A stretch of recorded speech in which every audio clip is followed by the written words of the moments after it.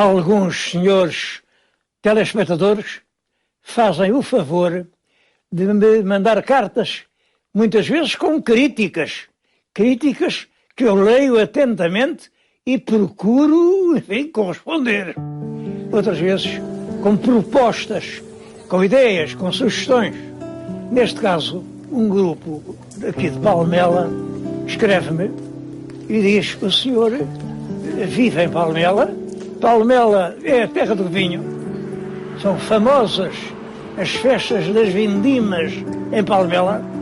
É uma terra muito antiga, de foral em 1185. Um foral do século XII. Isto não é vulgar. E tem uma adega cooperativa onde fabricam vinhos deliciosos. Portanto, eu não vou falar de vinhos propriamente, vou falar de coisas em geral ligadas à cultura do vinho em Portugal e na Península Ibérica.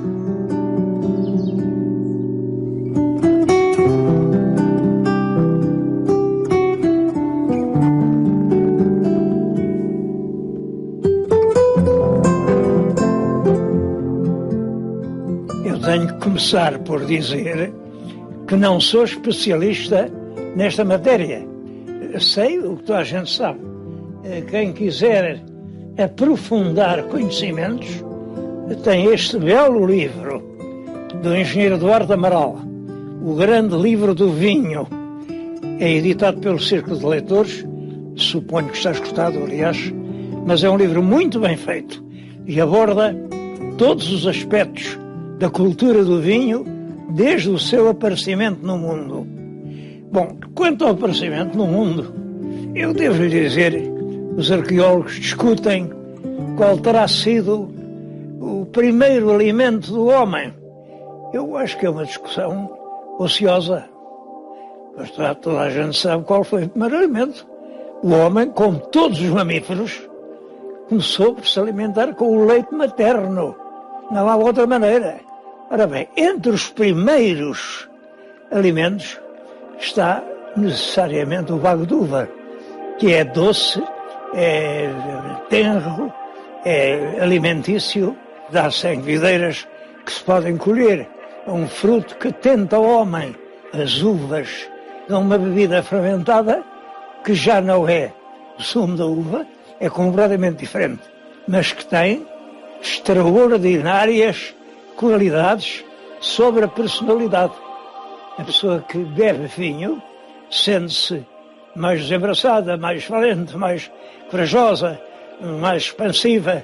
E é claro que isso levou os mais antigos homens a atribuir ao vinho qualidades mágicas, qualidades extraordinárias.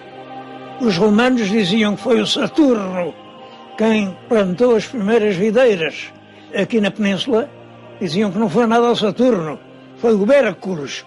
O Hércules, com a sua força enorme, poderia vinho, claro, e portanto foi ele que as trouxe. Os judeus diziam que nada disso era verdade.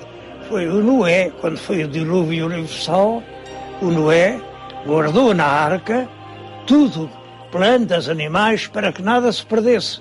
E pôs também um cesto de uvas. Com o tempo e o balanço da arca fermentou, transformou-se em vinho. E foi assim que o Noé foi o primeiro viticultor.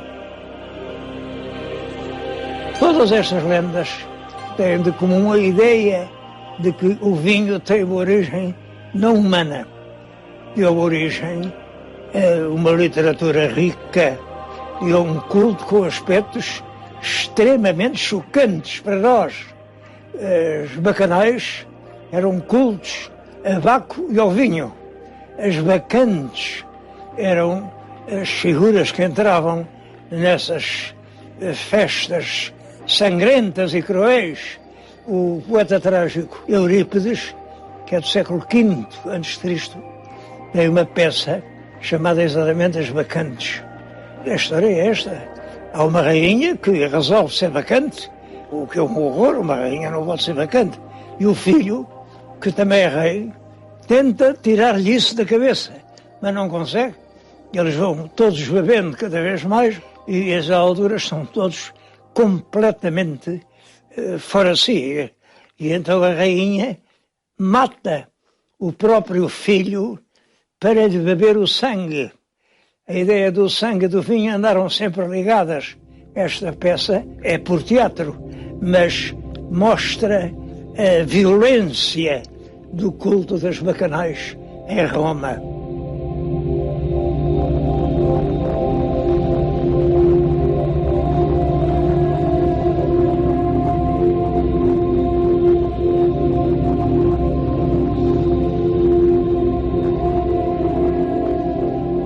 Esse caráter sagrado do vinho chegou até ao nosso tempo, através do cristianismo.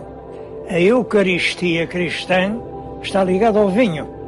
Foi instituída por Jesus Cristo.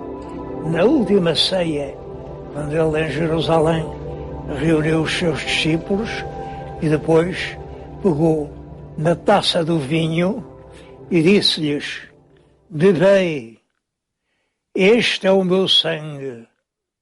E pegou no pão e disse-lhes: comei, este é o meu corpo.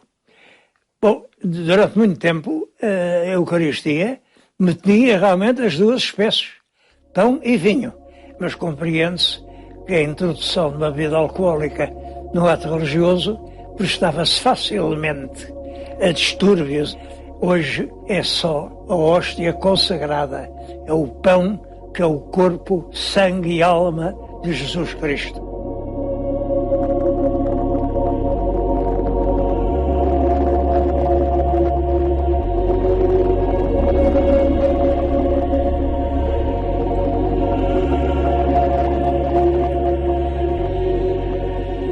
Algumas abadias e mosteiros fabricavam o vinho para a Eucaristia, porque tinha que ser um vinho puro, um vinho feito com grande cuidado.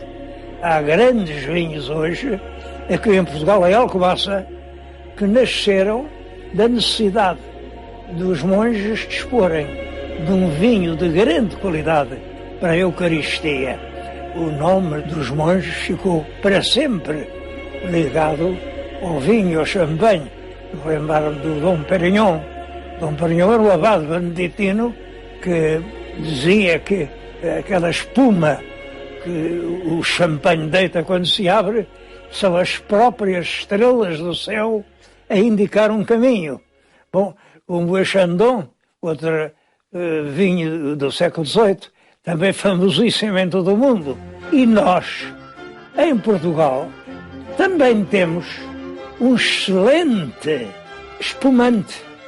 É claro, a gente não lhe pode chamar champanhe, porque Champanhe é uma região geográfica, que vem do latim Campania. Na Campania é que são o champanhe. Os nossos espumantes são de uma excelente qualidade. Estou convencido que há pouca diferença, se há alguma, entre os espumantes portugueses e os mais famosos espumantes franceses. O que há é, de um lado, uma operação de lançamento e de propaganda enorme, que abrange todo o mundo. Pode-se dizer que o Napoleão bebia champanhe, o Luís XV bebia champanhe. Aqui em Portugal, toda a gente bebe champanhe francês, porque, enfim, é a marca.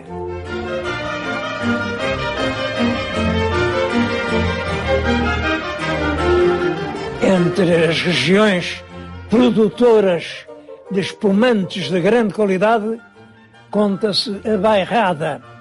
Param por lá milhares de pessoas que vão provar o leitão acompanhado daquele espumante.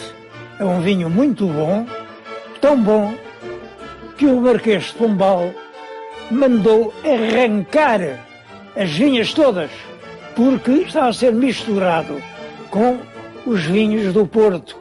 Os vendedores de vinho do Porto queriam grandes quantidades e então iam à Bairrada, compravam aquele vinho, misturavam com o Porto e mandavam para a Inglaterra. Mas é claro, na Inglaterra davam por isso e isso estava a desacreditar o vinho do Porto. Mas aí está, ainda hoje é costume ir à bairrada, beber um copo espumante e comer um pouco daquele leitão.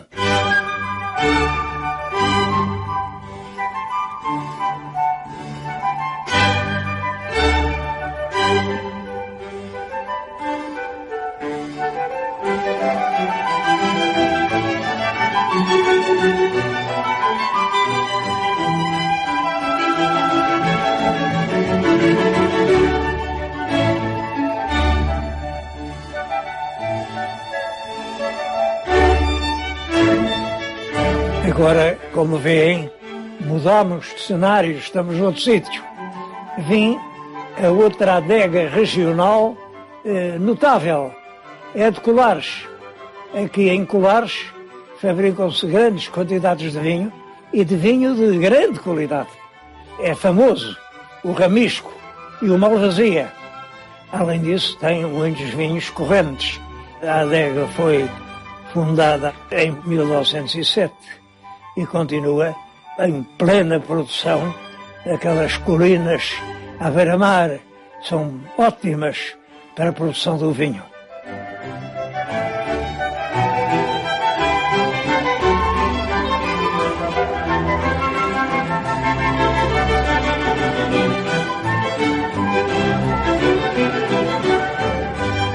Regiões demarcadas, há muitas, dezenas. Hoje todo o país é um país vinícola. A produção está até a aumentar porque desde há 50 anos para cá aparece uma novidade no mundo dos vinhos. Os vinhos alentejanos. Os vinhos alentejanos são dos melhores do mundo.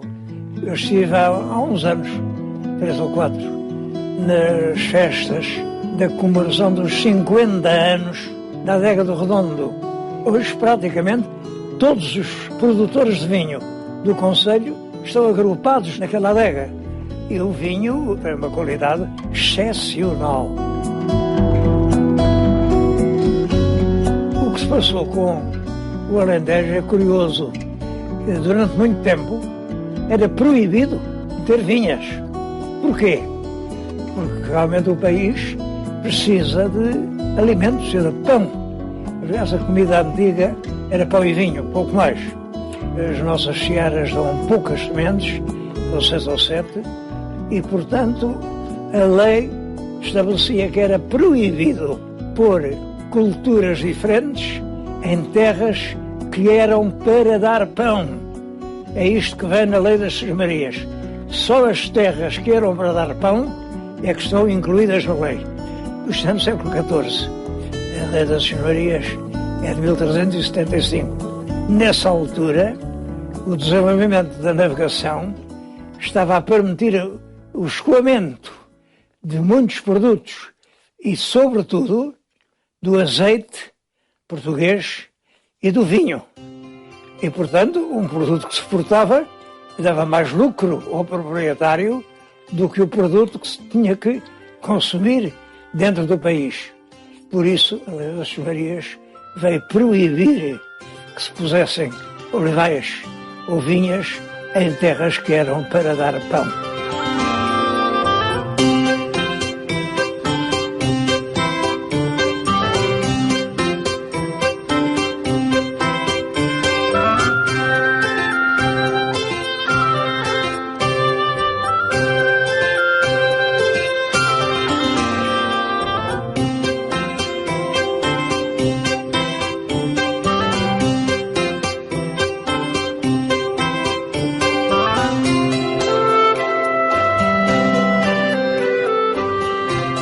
Dos vinhos portugueses, o mais famoso em todo o mundo, é claro que é ainda o vinho do Porto.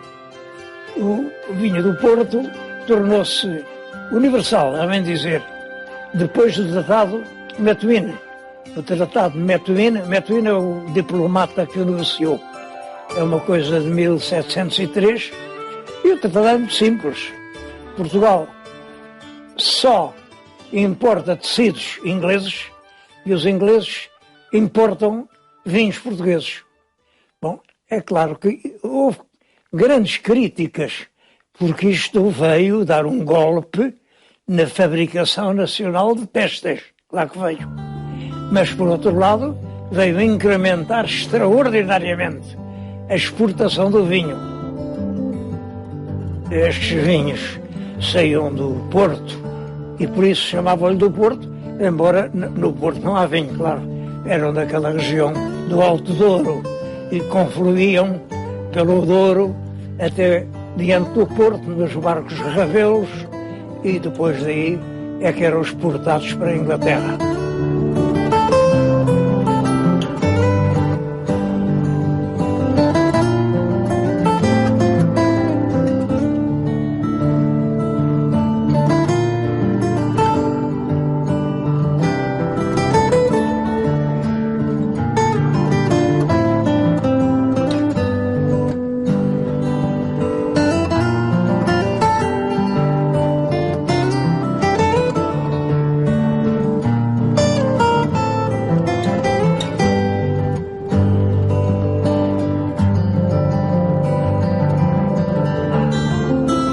O Tratado de Methuen veio aumentar muito a exportação para o estrangeiro e com a exportação aumentou o preço.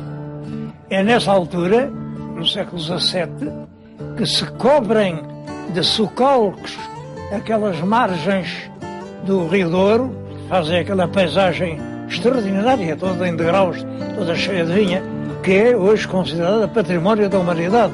De facto, uma paisagem feita à mão pelo homem e que, em vez de serem barrancos calvados estéreis, são realmente um favo de mel. Aquele vinho dali é do melhor que se faz no mundo.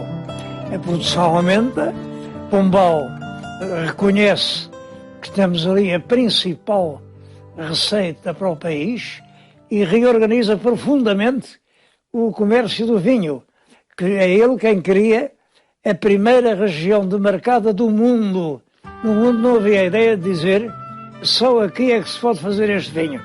Pombal fez isso, os preços subiram na vertical e durante o século XVIII, quase todo o século XIX, o vinho é o principal elemento da economia nacional. Simplesmente, no fim do século XIX, há uma tragédia. Vem a filoxera. A filoxera é uma doença que mata a planta e, portanto, o que eram vinhas florescentes ficaram agora campos mortos. Ainda hoje se vê, em certos sítios, retângulos pretos no meio das vinhas verdes. São os moratórios, vinhas que morreram. Bom, isso é uma tragédia para os viticultores do Norte, uma tragédia grande. Mas o país reagiu bem à praga da filoxera e, nos inícios do século XX, justamente com a importação de bacelos americanos, que a parte inferior da planta era inatingível pela filoxera. E assim foi possível restituir praticamente a totalidade dos vinhedos apanhados pela filoxera.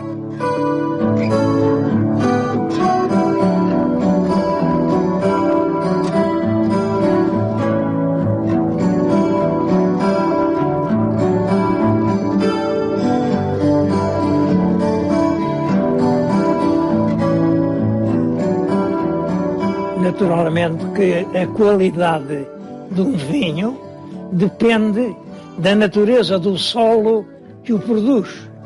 E em Portugal, com vinhedos desde o Minho até ao Algarve, o Algarve é um excelente vinho, que é o vinho da Lagoa, há muitas variedades, muitas espécies de vinho, e os entendidos distinguem-nas. Entre outros vinhos, queria falar no vinho verde, lá de cima do Minho. É um vinho enforcado, quer dizer que cresce agarrado a um tronco de árvore, a um esteio, e é um vinho apreciadíssimo e de grande produção. O vinho da Madeira. O vinho da Madeira foi para ali levado pelo imaginem, pelo infante Dom Henrique, que pouco depois da descoberta da ilha, mandou buscar bacelos à ilha de Creta e plantou vinhas. E realmente é um resultado extraordinário, porque o clima presta-se admiravelmente ao vinho. O vinho da Madeira é um vinho generoso, extremamente saboroso. É tão famoso que em Londres se inventou esta história. Um irmão de um monarca, que era duque, meteu-se a conspirar contra o irmão. Bom, a conspiração foi descoberta e, portanto, ele foi condenado à morte. Mas como era irmão do rei, disseram, pode-se escolher a maneira da morte, como vais morrer. E ele escolheu isto.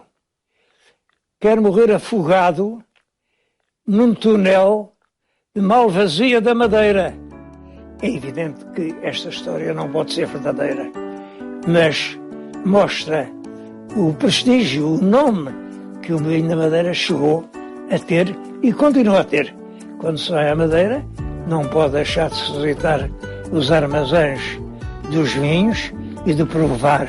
É realmente magnífico.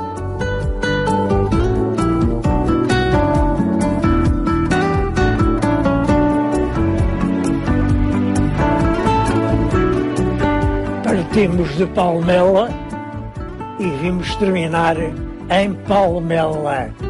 O Foral de 1185 já protege a produção dos vinhos de Palmela. Portanto, é um vinho com pergaminhos de 800 anos. Basta isso para ser célebre. Mas Palmela tem mais que ver que o vinho. Tem uma pousada magnífica no lugar onde era o quartel dos Cavaleiros de Santiago da Espada. Tem um castelo cheio de pitoresco e de beleza e, sobretudo, tem um horizonte. Do alto do castelo avista-se quase todo o Alentejo, até ao mar, avista-se Lisboa, avista-se o Vale do Tejo. É um lugar prodigioso. Na Idade Média havia este ditado: lindas vistas tem Palmela, nem conheço outro ponto do país onde exista vistas tão bonitas.